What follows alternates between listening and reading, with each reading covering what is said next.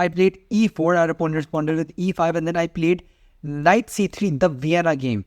I have a video on the Vienna and you can go watch it after this video. So our opponent played bishop here, which is an odd move.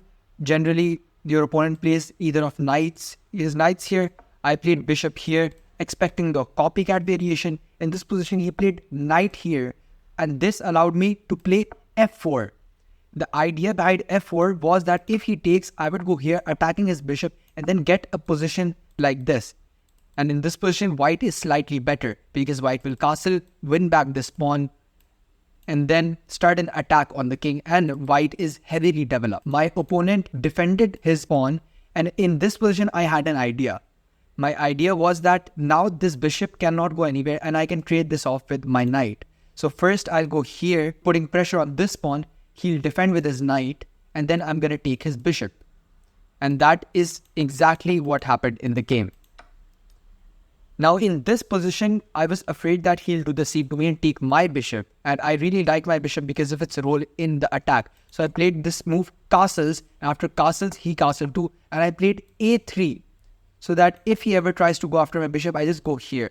And this bishop is an absolute beast on this diagonal, pinning this pawn to the king. And future potentials of attack are possible. In this position, he played bishop here, pinning this knight to the queen. And now the threat is to play, if I play a lazy move like this, the threat is here. And after this, I cannot move this knight because it's pinned to the queen. So I can't take with either because I'll lose material, so I'll have to take with the pawn. And after here, my position I thought was slightly worse. And I was right. After this, black can simply go here, and now black is slightly better. My king is open, and I did not like this. So I played, in this position, I played the move c3. I first attacked the bishop because now if you come here, I'll simply take your bishop and win the game because I'm a material. He went here, and this is a blunder because of the fact the bishop is trapped. It looks like after this, the bishop can go here, but remember this pawn. So if the bishop goes here, the bishop gets trapped and I win material. So in this position, I played g4 and he sacrificed his knight, which is the best move, and took with his bishop to now start an attack. Now he can attack with moves like here and here. He can maybe play f5 to explode everything, bring his rook in. He can maybe attack in the center after, not right now, but after preparing it. So in this position, I went c3 to prevent knight jumping in my position and after any shenanigans over here, because if I simply play the lazy move like this, the knight comes in, and now in this position I cannot move my knight and I have to sacrifice the rook, which is not comfortable. So I instead simply went c3 to prevent the knight from coming in. My opponent played queen here, which is a good move in order to attack. The engine prefers this, so that after take here, maybe the king here, rook here, and opening this file because my king is really vulnerable. So, but our opponent plays this, and in this position, I clearly evaluate the position and play this, a really good move, locking the position up. Because now his queen will face difficulty in attacking. Now the queen can't go here or here, because if the queen goes to any of these squares, I can take with the knight. If the queen goes here, I take with the pawn. If the queen goes here, I play this move, attacking with my bishop. And the situation is difficult. So the best move is to play here, hammering in the center, getting me to take, so that after this, maybe this here, and black has a line of attack. But in this position, he took my knight, which was a terrible decision, because when you're attacking and you're down material, you do not trade pieces, especially the attacking ones. I took with the queen because I wanted to activate it. He played here, check, and I simply defended with the queens because now I want a queen trade. And he played here.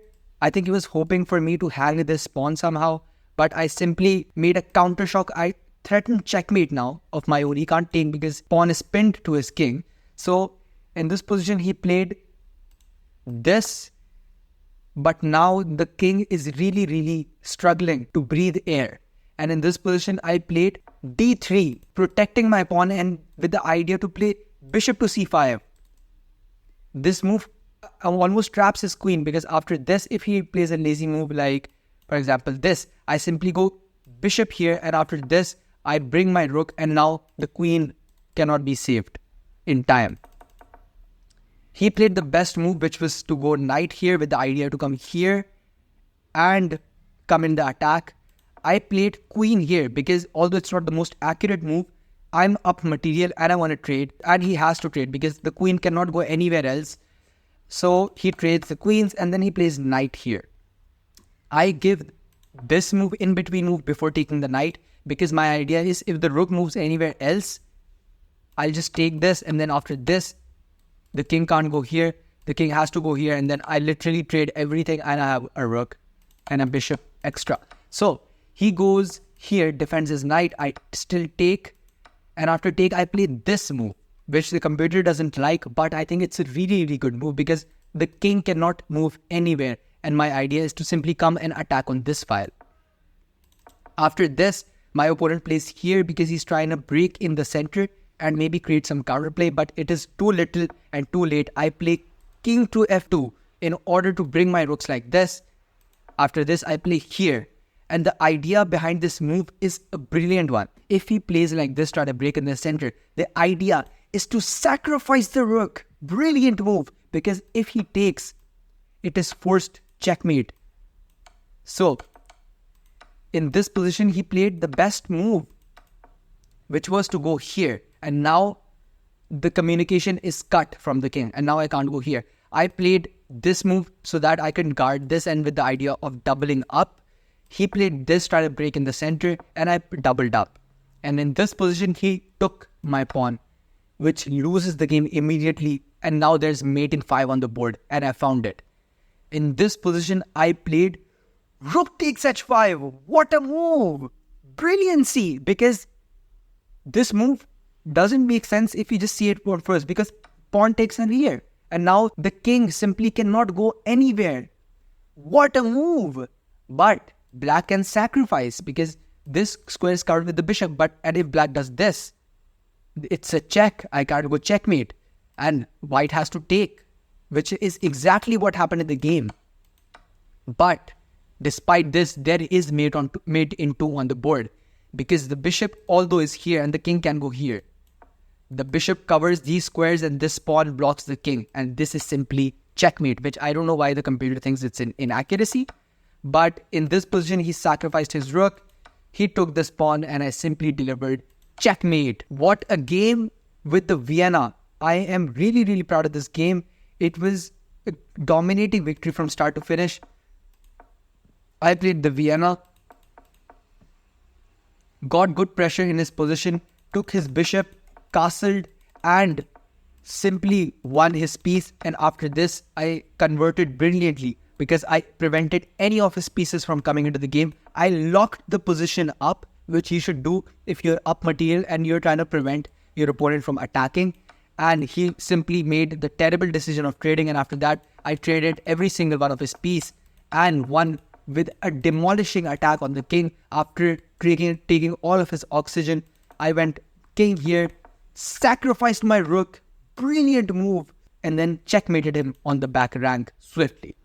I have a video on the Vienna, and if you want to play games like this, you should definitely check it out. I show all of the ideas that are in the Vienna in that video, and subscribe for more epic chess content like this, and I'll see you guys in the next video.